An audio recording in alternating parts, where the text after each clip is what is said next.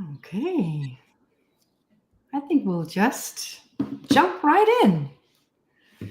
Welcome, Dunya. Welcome to this wonderful LinkedIn Live event. I am so excited to be here with you and to be interviewing you on this topic that is incredibly dear to my heart. So, welcome. Thank you. Thank you for Um, Yeah, this is exciting. And so we have up to an hour together to discuss many topics, but I'm just going to say a little bit about myself. So, Marion Riemann is my name. I'm a leadership expert, and I've been doing fairly conventional leadership development in the last 17 years, everything from executive coaching with senior executives, team development, designing and facilitating leadership development programs, increasingly transformational, until I actually also discovered that, the way most of the companies and most of my clients are working and organized is just not functioning the way I think is able to survive and thrive in the future. And then when I came across what Dunya is doing, what Krisos is doing, what corporate rebels are doing, and everything that we're going to be talking about today is what I truly, truly believe is our future. So here I am. I really want to promote this because I believe this is a movement. And I welcome everybody, of course, not just to participate today, but also write your comments, your questions into the chat. And we will leave at least 10 minutes towards the end of our session today for you to get your questions answered. Okay? So here we have Dunya Riverta. She is the Krisos founder, and she is what she likes to call the transformer or coordinator of one of the pioneering projects in southern Spain. The company is called Indaero, and it's a unique way to transform towards self-management, to buy the company, and all of this without what we have come to know as bosses. So this is me now handing it over to you, Dunya, and I want to ask you, what brought you here? What's your journey? Let us know a little bit about yourself and how you came to do and be who you are today. Yeah. Okay. So it's a long journey, and I would have never thought I would be doing what I'm doing now. When I graduated from uni, I studied engineering, mechanical engineering. I feel like a psychologist now, and I had a standard professional career, I guess, in the corporate world. It's my first half of my professional life, and then I had a bit of a change, right? Things didn't go as well as I wanted. I thought everything was great, but when I got pregnant, things didn't go as well as I thought they would in my company. And we moved to London, and I started meditating, and I think that opened up a portal. Started doing yoga, meditation, and all of a sudden I was having a bit of a midlife crisis when I was saying, okay, what is my purpose? Why am I here? And why are we so dysfunctional? Like, we're all so smart and well-intended, but then you put us together and we don't make sense. At the time I was working in the city of London for insurance companies and banks, and I was seeing all the bureaucracies and dysfunctionalities and all the money that we were spending in programs that were going nowhere. Right. And I thought, okay, there has to be something else. And that's when I read the Frederic Laloux book, Reinventing Organizations. And it really helped me clarify what I wanted to do, because I've always been involved in change, but more traditional change. And then I realized, okay, this new type of change, which is cultural and aspiring to a new paradigm that is very integrational, right? The teal paradigm, as he calls it. Right? So that's what I realized I wanted to do. I want to help organizations jump to that paradigm. I no longer want to give little massages so that it feels better in this not great system. I want to aspire to that big jump, big radical jump, right? So that meant I needed to train myself. So I started working with a boutique consultancy on culture and organizational change in London, and it was like I just kind of took a leap and kind of just dove into the emptiness, a bit of a kamikaze move. It's a hard move when you Yeah. realize this is what I want to do, but you're so used to earning money and having your lifestyle in the old paradigm. So this change is Yeah. difficult. And one of my secondary missions is to help people that are starting to get to that point, help in that transition, right? Because I think we all need to transition, but it's Yes. a very scary jump. Yeah. Yeah. So I started working on organizational change, and very early on I thought, okay, there's like bosses or CEOs or owners who are doing well currently are never going to want to give away power, seize power to the rest of the organization. So we need to buy them to transform them. So very early on, that idea came about.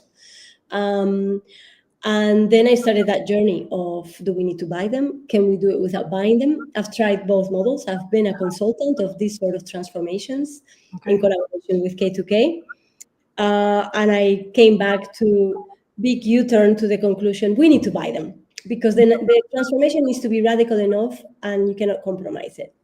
And if the owner is there, then it's almost like you need to convince the owner, and it's scary. It's the owner's baby that you are transforming, and it feels very scary because we are challenging norms that we have been living with all our lives, right? And we are challenging all those norms and Mhm. being quite radical in our transformations. Yeah, it's a radical approach, and I have come to believe that exactly that element that you spoke about, the recognition that in order to make this transformation not just radical but also sustainable, Yes, buying the company is crucial. yes, Yeah. yes. So, yeah. We this is why we set up this fund, Krisos, um, to buy them and transform them. But we also don't want to be or play gods, right? So the end state has to be an organization that belongs to the people that are in it. That's Mhm. our idea of the ideal end state, right? Right. Uh, or we feel that that's the legal representation that most adapts to what we are doing culturally. You Right. can be a cooperative and be extremely hierarchical, and you can be a very, progressive, decentralized organization and have one owner, right? But legally, probably what best supports what we are doing would be a cooperative. However, it doesn't need to be, and we're also exploring another end state, which is the steward ownership model, where the economic owners and the stewards, who are the ones in the company, the stewards run the company, and the economic owners get the advantage of the results of the sharing of the winnings, Mhm. but do not interfere with the running of the company. Right, because that's been decentralized and is in shared ownership with the staff that has Exactly. been growing into that role, which can be challenging, as you already shared with me in another call. Yeah, yeah. I wonder if this is a good moment to go specifically into a wonderful program that you've already done, or transformation rather, that you are still in the middle of, but you already have lots of things, results to celebrate and to show for yourself. And the Mhm, second project is already on the horizon, if I understand correctly. mhm. So would you like to share a little bit about Indaero and your role in that, and the specific process, the phases that you go through? And there are a couple of principles I also heard that you have that you really do not step away from, because they are kind of the backbone Yes. of this whole endeavor, to really walk your talk. Yes, exactly. So we are very in Krisos, we are very inspired by the NER approach, the new style of relationships that was born in the Basque Country. Mm-hmm. Uh, and in fact, we are four partners, three of us, Javi, Chavi, and myself, who have led transformations in this style in collaboration with K2K, the consultancy that has been doing hundreds of transformations using this approach. Mm-hmm. And And then the corporate rebels are the fourth partner who are sharing this with the world, right? The world, yes. Thank you, corporate rebels. It becomes contagious, which is kind of our idea. Is let's show to the world that this happens, this works, Yes. so that it can spread everywhere, right? Right. And the principles or values that are unmovable and that make actually this strong coherence with those values is what makes these transformations very powerful, more than I've ever seen, and I've done change and transformation all my life, are things like transparency and trust, of course, that comes with it.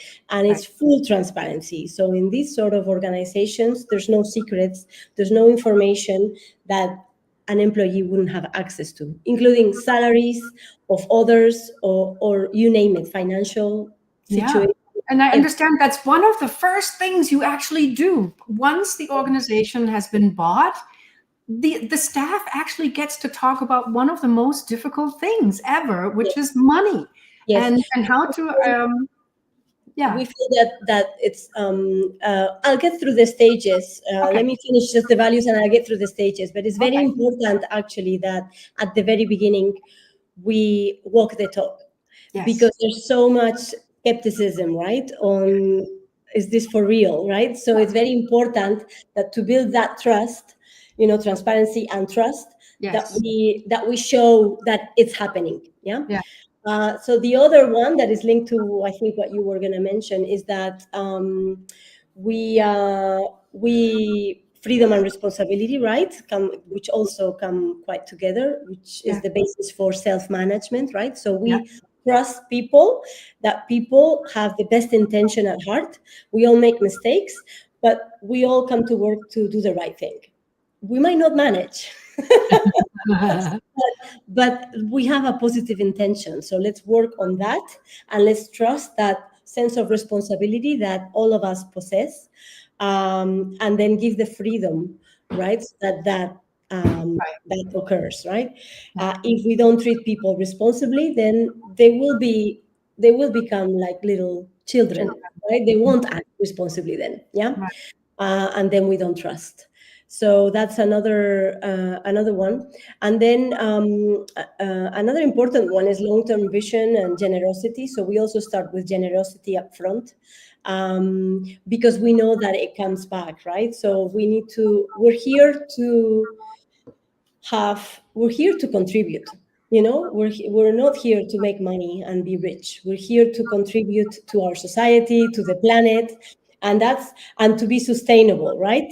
As a company, but because it's like a force. We want to be a force for good, right? For the system, for employees, for the people that are here, for our families, and society, right? So you only do that with generosity at heart, right? And we are so used to not doing that in the current paradigm that it becomes simple things become very shocking, right? In our current paradigm, and then distributing power, right? So for us, it's very important as well that power is distributed, and the participation is distributed, and we do that in meetings, we do that in governance. So we split the way decisions are made, and we create different governance forums where the teams elect their representatives, right? So they're not imposed with somebody, but they suggest who needs to go to the different forums. And depending on the sort of decisions that we're making, if it's investments, if it's budgeting, if it's culture, salaries, training, or if it's clients, quality, they happen at different areas. And then finally, personal development. Because, and this is an innovation, actually. So it wouldn't be in the NER values.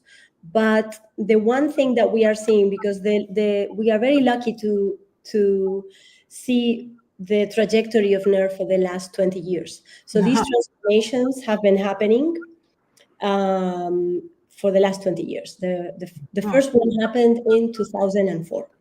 Wow. Yeah, and it's amazing, at least to me, in Germany and in the United States, I've never heard of it. Yes, the company is called Lancor. Is in the Basque Country. They make motors for elevators, and they were with us in Indaero in Sevilla. So the elder ones were with the most junior, just this week, exchanging exchanging Wow. experiences, knowledge, and it was very emotive, right, to see the similarities and at the same time the differences, right, because we have evolved the approach. So this has given us perspective, and what we see is, okay, what are the things that we could do now at the early on to make the model more sustainable, to accelerate it, to make it easier, or Right. easier to stick, right? Yeah. And one for key pillar for that is personal development, Right. because otherwise it depends a lot on the transformer, the person that goes there with the vision to do this transformation. But then once this person leaves, the organization starts decaying. And if the people in the organization invest enough time and resources into growing the inner growth, Mhm. then they will be the agents of the change and the leaders of the change, They will replace the transformer and and coordinator. sustaining it in the future. And that's an element where Yeah. we are trying to go a lot stronger. Right. So in practical terms, what does this mean? It means that we share everything. It means that we do equilibrium of salaries, because we don't believe in inequality. So of course there needs to be a difference. We shouldn't all be earning the same, but the difference should be healthy. And we consider a healthy gap between who earns most and least in 2 to 2.5 times. Okay, Mhm. from the bottom earners to the top earners. Mhm. So, Mhm. so that's already quite radical, and Mhm. that is one of the things that we start with, because it becomes very obvious for everybody that, okay, this is for real. Okay, they Yeah. were not just kidding. Yeah. We're doing it. It. All of the things that we do to also be coherent with these values, with the value of freedom and responsibility, is that we don't impose this change. So the people have to vote that they want this to happen. And in the case of the fund, even before acquiring the company, we will not acquire a company if we are not able to hold a vote with all the employees and at least 80% say yes to Mhm. Mhm. this future. Yeah. Mhm. Mhm. So that is something. It's so simple to do that, but we always forget to do that. To In ask it's to like, ask the people who are and concerned. and then transformation becomes, you launch a program that all the smart people in a closed room have ideated. It's like, oh yeah, let's do this. It's going to be wonderful, and probably it is, but not consulting with anybody of the people that will be suffering.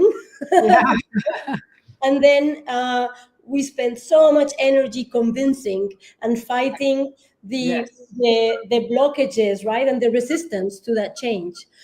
So in the sort of transformations that we do, they're so profound that there is no way you can have success if you have all that resistance, right? Right. So Yeah. people need to Totally be on agree. Yeah. strong majority, and they need to decide yes before we start. And I've never seen a start of a transformation program be so smooth, like so fast, because everybody has had a chance to say yes, and then we start, and everybody's backing you. Then the bumps start coming. The transformations are by no means easy. And The if I may just interject, for turmoil. this vote, I believe you also take the time to really have the employees have a real experience, so they get in touch with other companies and other employees. They can touch them, they can talk to them, they can ask the questions. They will learn that no, maybe everything wasn't easy, but it's worth it in hindsight. So you really give them time to be informed and then make an adult decision for Yes. themselves. In the Basque Country, what the NER companies would do is get all in a bus and go visit a company that already operates in this way. But Fantastic. if we are geographically distant, we need to be, we need to do it a bit different. For example, now for the company we are acquiring in Barcelona, we will be flying employees from Sevilla, from Indaero, from the Lancor, from the Basque Country, maybe some other company from the Net Group, and we will be holding mini workshops where those employees talk to the ones of the acquired company before the boat, as well as providing them with lots of resources, because nowadays there's a lot more material, that videos that people can see. Yes. So yeah, it's very important. It's an important decision, so it has to be Yes. made, with conscience, with Yeah. clarity. Yeah. Yeah. So those are some of the practical principles. For example, in terms of distributing power, I already mentioned we have those different governance forums, right? Right. The steering, which is more the strategic, more business oriented, protecting the shareholders' interest. It would be a typical management focus, right, in Yeah. a traditional company, but it's represented by people that were elected by their teams. So the people that go there have been selected by their own teams. Uh, I don't select who is in my management team. Like that team forms from all the other teams.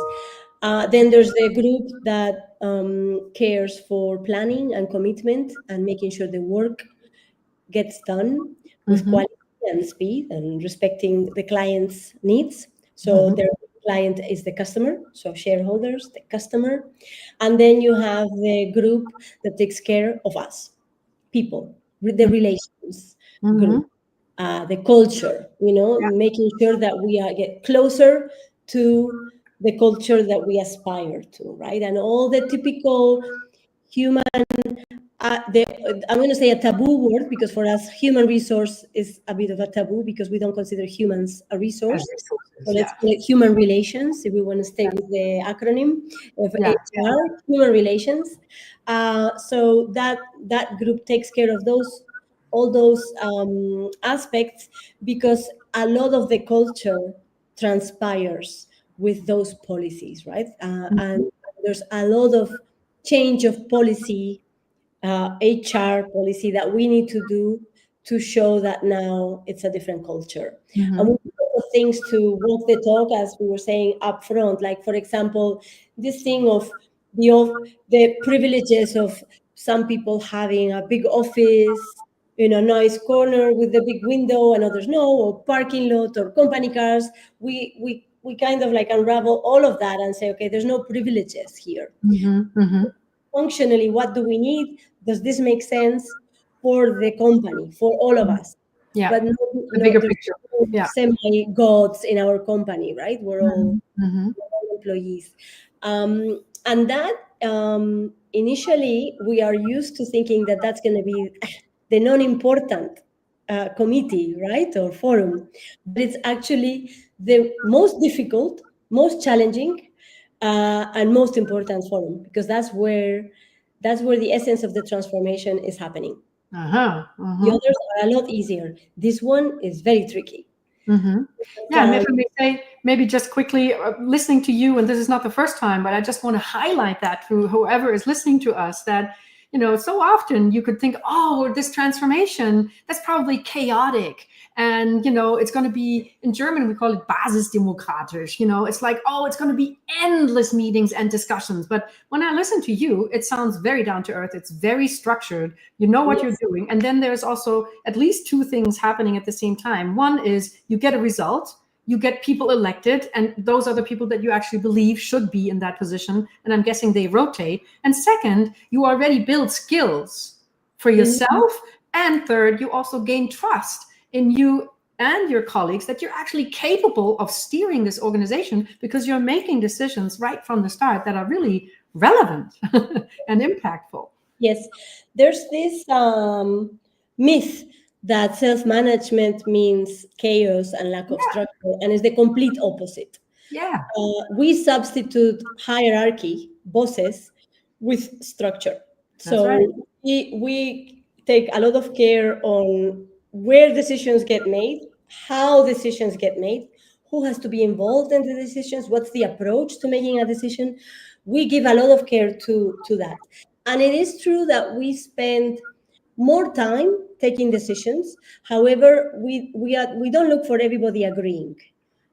We look for a fine balance where we consult and we integrate, but not everybody needs to be happy. We're all free and responsible. So if I need to make a decision, I will make it. I just need to make sure that I have consulted enough and that I am aware of all the possible risks that Right. of what I am doing. But that somebody doesn't like what I'm doing is not good enough for me not to do. Yeah. And that makes the decisions quite robust, right? Because we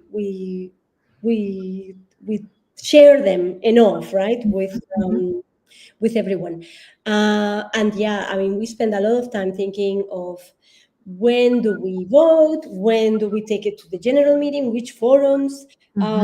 So it's actually very structured. It's true that at the beginning people are a bit confused, so we have to spend a lot of time training. Yeah, Training on how to facilitate, training on patterns, ways of conducting a meeting where you make a decision, when you structure a proposal, right.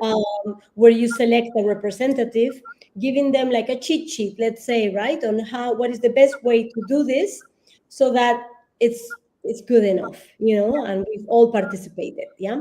Right. So we train, we bring facilitators up front, so that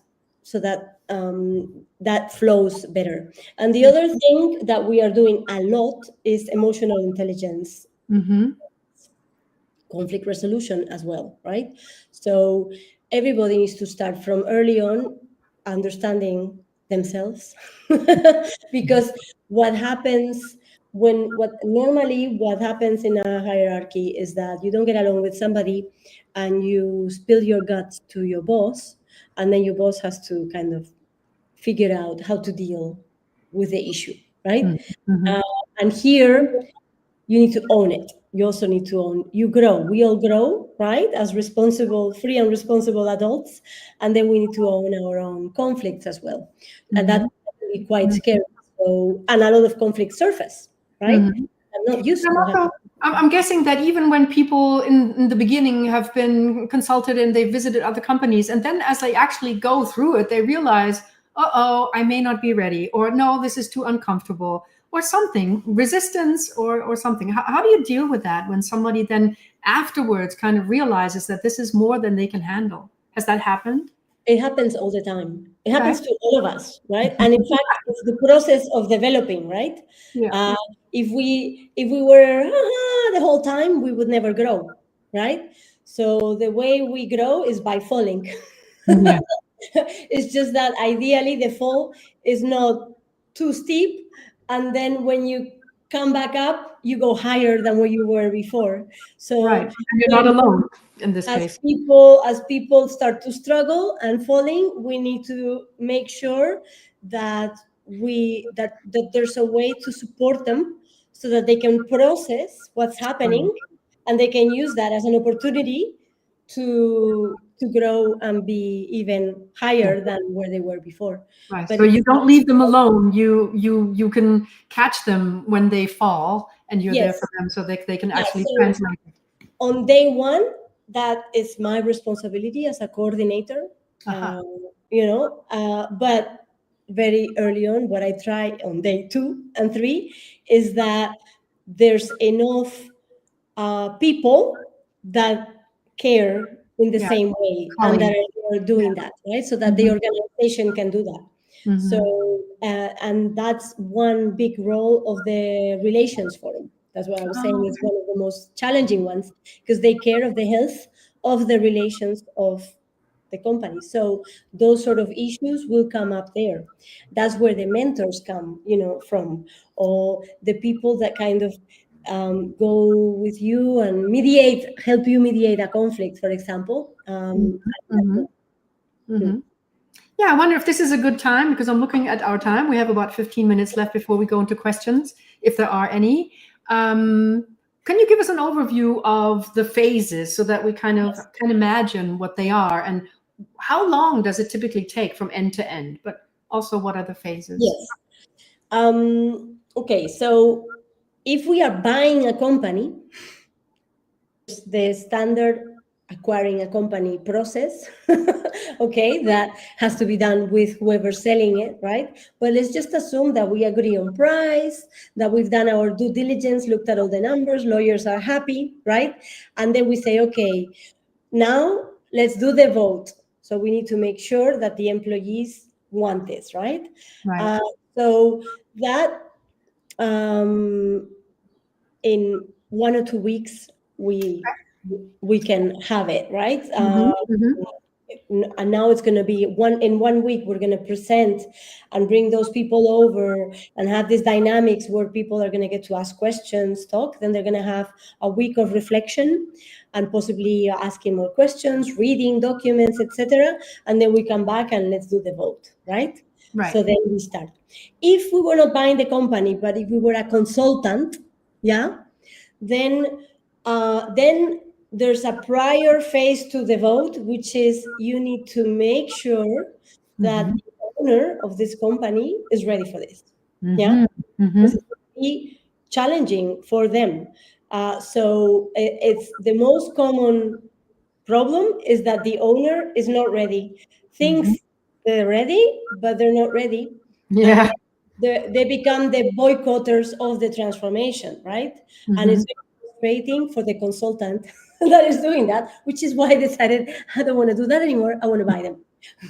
But anyways, uh, if you want to be a consultant, which there's also space for that, and K2K have done hundreds of transformations in that way, then you need to make sure and give it enough time, right? So I would say 2 to 3 months to get that alignment and Okay. test and make sure, work with the owner first, and the belief system of the owner to Yeah. make sure that they're ready, and make sure you have a strong agreement with them that if things become a bit harder, you're not going to boycott this, right? How are we going to stop you from interfering? Yeah, Right. because it's going to be, I'm going to be meddling with your baby, and by default, your baby is a reflection of you. So I'm going to be doing things that you don't like. It's a reflection. So how can I constrain you from Right. with it? So that's that first phase. Then once there's a vote, we start, right? And then I would say that the first thing we need to do is make sure that we know everybody. So we spend about 2 to 3 weeks interviewing everybody, establishing a connection with each employee. And that is almost like an X-ray. So we call that the diagnostic, right? Okay. And let me just say, we're talking about companies that are about 40 to 80 employees, maybe big, Yes. right? So that we're not talking about months and months and years, but this is doable. And it's doable. And if when they become a bit larger, and if we want to accelerate that process, it's also possible that we interview two people that are colleagues. Okay. It doesn't need to be one-on-one. Right. And also, normally, what we do for the diagnostic is that the coordinator is not alone. So several of us go and we interview, we debrief, we share the results of the interviews and what we found, and then we can accelerate it, right? But it is very important that everybody gets a chance to talk to us and establish some sort of a report, talk about what frustrates you, what's your potential, your strengths, where do you see yourself, how can you grow here, that sort of. We also use that to assess the bosses in the company, who they are, what is their style, and what do we need to do with them, because of course we need to shake off the organization. We cannot leave a boss, especially a very strong leader, with their team, because then there won't be space for the team to self-manage. They will continue to depend of that person, right? So ideally, then we do a bit of shuffling and we put those bosses in other positions that are rewarding enough. So that's something that we are testing, which is kind of what do they want? What are their aspirations? Yeah. Normally, we put them in front-end positions like sales, business development, product development, PR, culture, even, and then we once we've done that, we start the process of co-creation. We ask for volunteers, and there's volunteers then that raise their hand, and we form a group to establish what the new organization would look like. And there we just need to make sure who are the teams, who will be in each of the self-managed teams, and how are they structured, right? It doesn't need to be much of a change from what the organization had, although there's some structures that help the self-management. The more vertical you are and autonomous you are in satisfying a customer need, the better. So we favor client integration if the company is big enough to do that.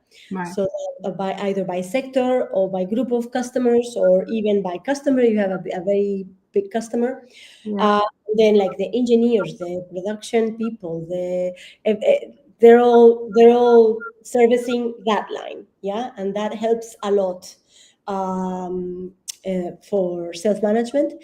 Helps the agility, the speed, etc. And then the coordination, and then we worry about what do we do with those bosses, right? Where do they go, so that the organization will look okay, and also that there's not teams that are too small or too large, because too small is boring and lonely, and too large is very difficult to get people to decide and collaborate if they're too big.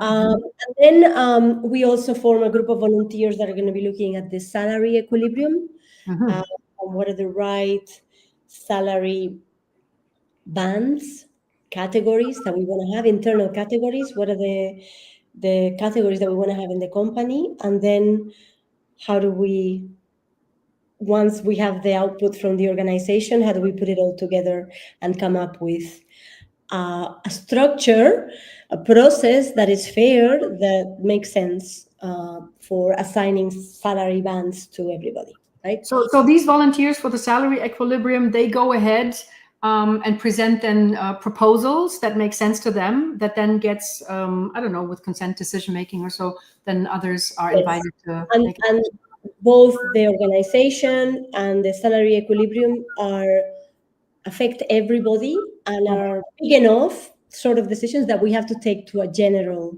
meeting.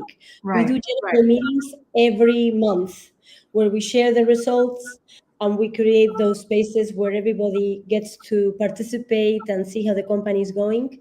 And decisions that are very important also get ratified in the general meeting. The way the vote of we want to do this transformation got ratified, right? So, the new organization, of course, we have taken it through all the different teams. We have consulted enough before we do that. However, it's very healthy to take it to the general meeting. Yeah, and I'm guessing as you bring things to the general meeting to get ratified, the decision-making process gets faster and faster, because people get to trust each other more. They become more skilled at facilitating and participating in these decision-making processes. So that's one of the things that I think is a big obstacle to people saying, can we do that? To say that, is that your experience, that it tends to get faster and more smooth over time? Yes, absolutely. We don't take everything to the general meetings, just like the very important that affect everybody. But it's not like we are voting for. We don't. In fact, we don't favor the vote. We favor more the consent decision making. It's something that you cannot do in a general meeting, right? But sometimes there's the really important ones we need to ratify in a general meeting. Of course, yeah. It needs to be trained. It needs to be practiced in each of those forums. We practice a lot the dynamic, and at the beginning it's a bit frustrating because people don't understand what's happening, and it feels slower. But then once we get to practice, it feels very nice, because you make decisions. It feels robust. It feels safe to decide in this way. Yeah, you don't have to keep revisiting something. So the hierarchy, I mean, there's a very fast way of deciding, which is my way or the highway. I'm the boss, and this is it. Of course. Boom. And in some situations, that might be the best way, right? In If we have practice, a fire, right? I'm not going to be asking for consent. I'm going to like shove you to the exit if I Yeah, need. but that should be the exception. So Yeah. depending, but we don't. That's kind of the sort of thing that we don't want to do as Yeah. a norm.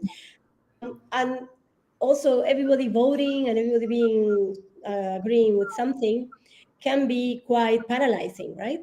So Right. that middle ground, the consent decision making, or Yeah. the advice process, right, where you consult but you give enough freedom to the proposer, Mm-hmm. I think it's a very neat solution. And it's a Mm-hmm. bit slower than being the boss and deciding to do something, but it's a lot more robust.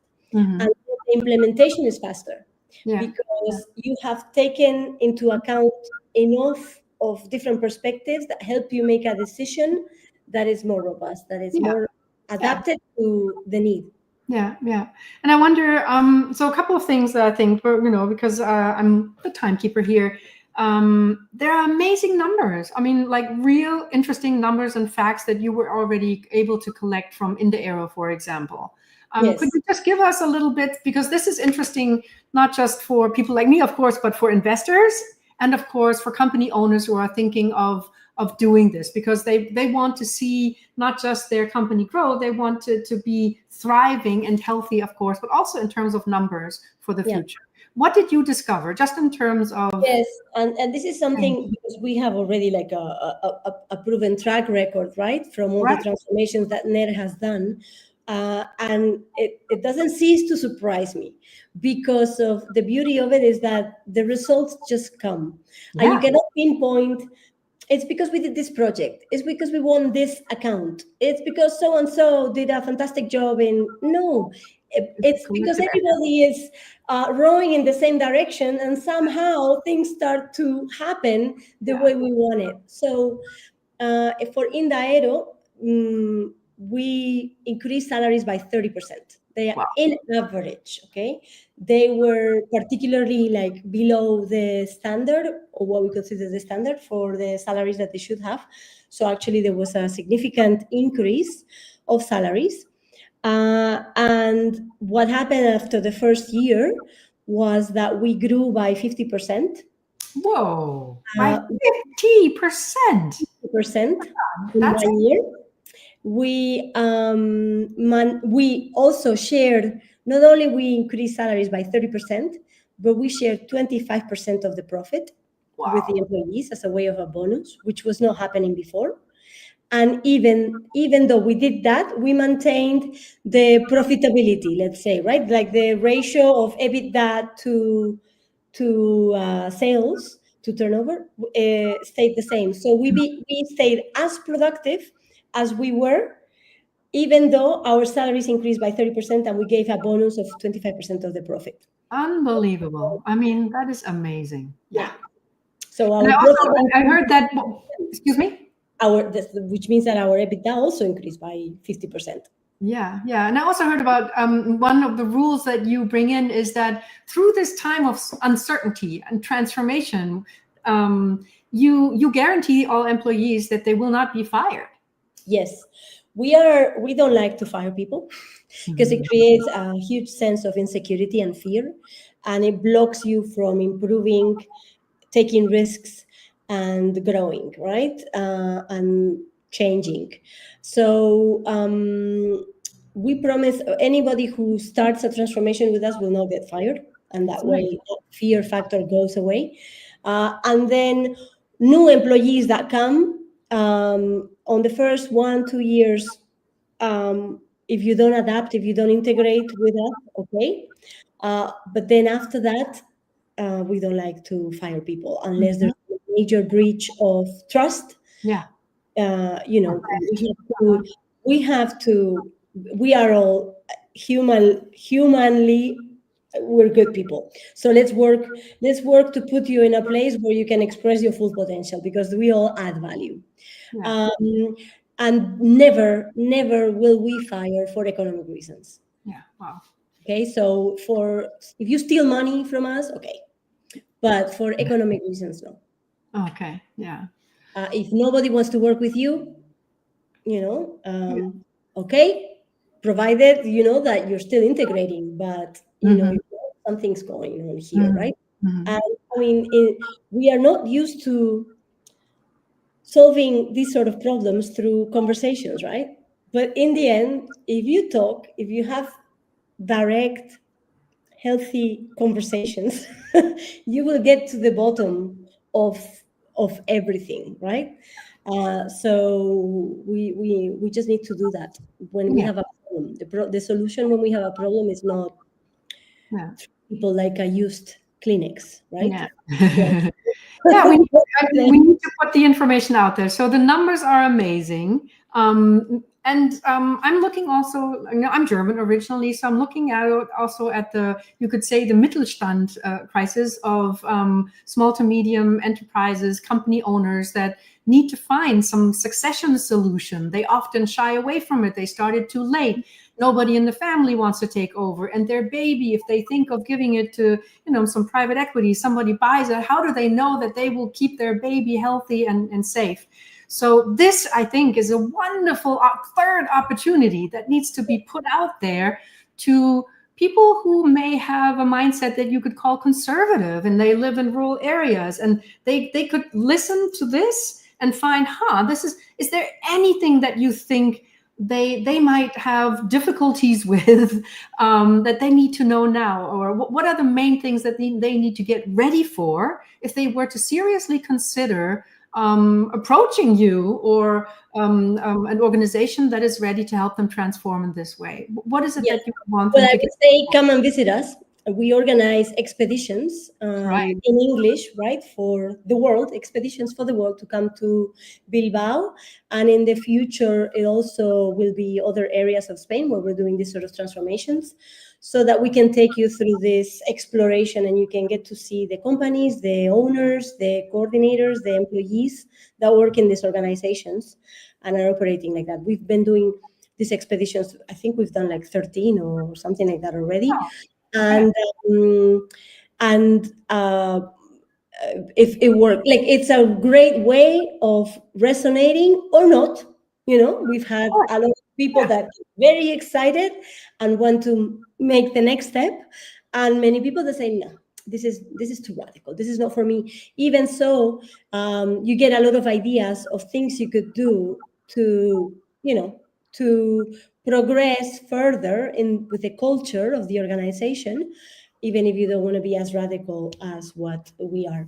So I would say, in first instance, come and visit us to the And get a expedition. real taste and talk to people that have actually Yes, lived it and are living it right now, and other company owners that may have been skeptical at first as well and can now really look back and tell their story. yes. So we've created a platform called Jobs with No Boss, jobswithnoboss.com. And there, it's a portal where a mural where we post job opportunities in companies that don't have bosses all over the world. It's by no means complete. So if you know of any company that also is bossless, let us know and we'll add it to the platform. And then any job vacancies will pop up there.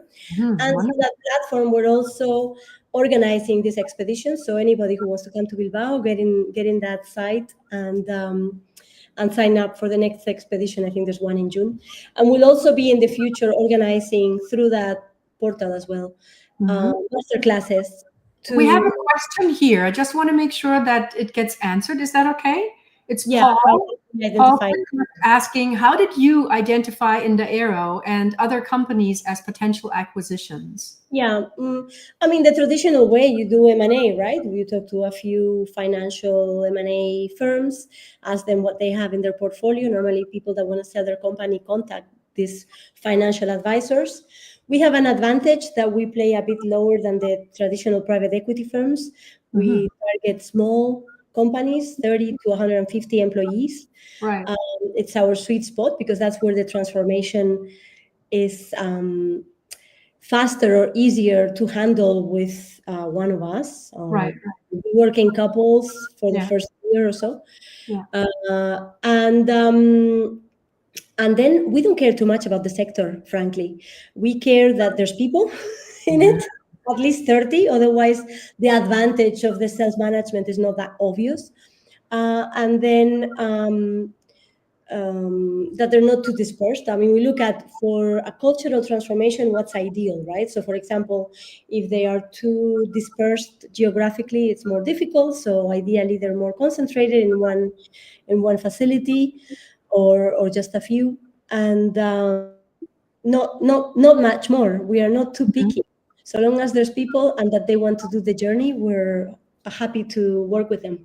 Yeah, and from what I remember also about Indaero, what was quite special and unique is that the CEO and founder was somebody who was kind of actually tired of being a CEO. He actually wanted Yes. to be much more in business development, too product much. development. So he was Correct. ready to let that go. And he actually stayed in the organization in his dream role, which is actually quite unique and fantastic, right? In the business development area. Yeah. Yeah, he was feeling too much weight on his shoulders. Mhm. And after the COVID crisis, he had a big scare, Yeah. and he didn't want all that responsibility on his shoulders.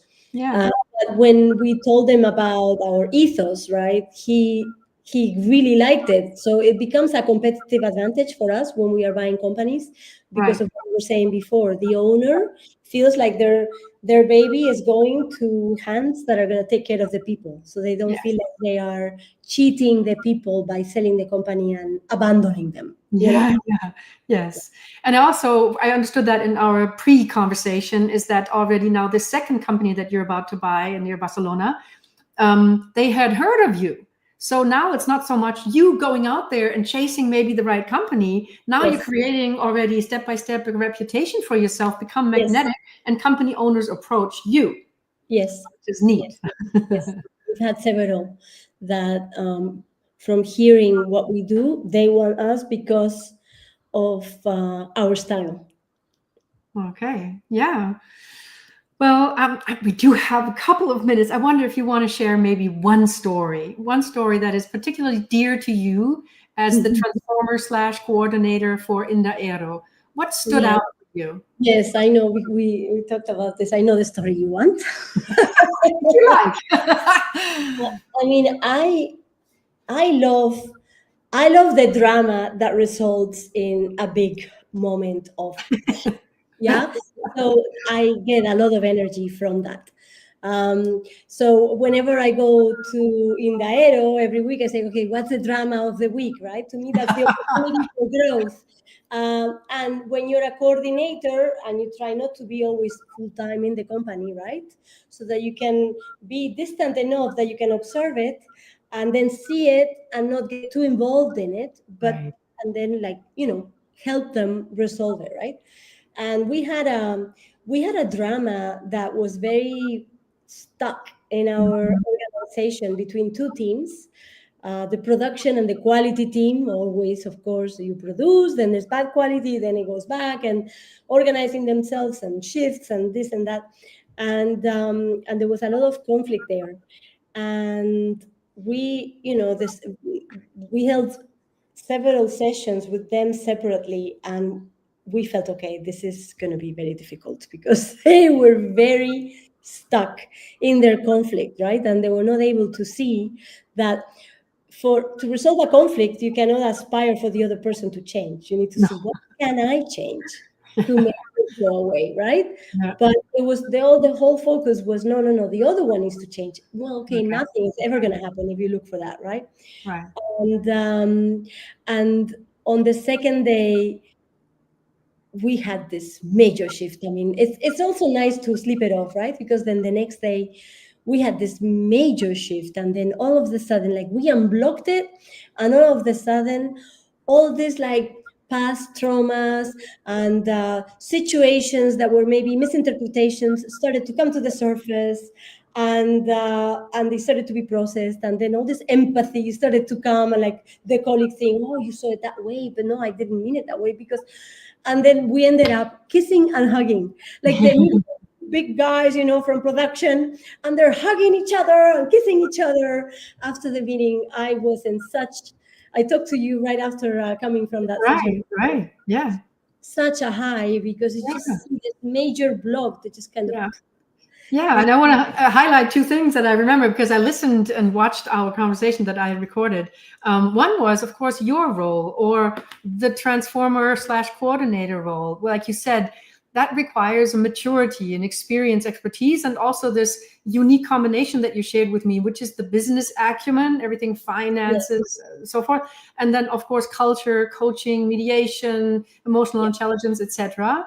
And you played a significant role that this cathartic moment, as you expressed it then, was able to happen because you reminded them of something that they had learned in a training that, is illustrated with the iceberg, that what they were arguing about and in conflict about was kind of the tip of the iceberg, but that there was something underneath that needed to be spoken, and you spoke it. And I think that seems to be the catalyst that the transformer needs to have the capacity for, and the skill, but also the capacity where you said the problem is up here, we can solve that, and you did. But what's underneath is that we need to remember who we want to be and choose to be so that we are the culture that we say we want to be. We need to love each other and be empathetic and listen to each other. And that seemed to have made the shift. And the wonderful result you shared with me also is that they made a commitment to go to lunch every first Friday, which is, of course, a wonderful ritual to manifest actually this shift into the conversation, into the culture that they want to be. So happy for you. And I can only imagine how filled up you were as somebody who can contribute and witness this shift. Yeah. Oh. Well, I don't know if there are any other questions. I haven't seen any so far, but I think we are coming to the end. And I just want to thank you, of course, Dunya. I love your energy, your passion. I hope we get to meet in person sometime, maybe even this year.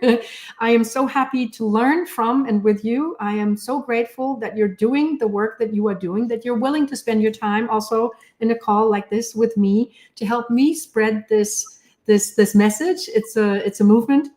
And whoever watches this video or is on the call right now, if you're interested in more information, of course, please reach out to me, to Dunya. There's the opportunity. I'm going to be sharing also the links to the NAIR expedition that actually you, Dunya, are facilitating in English.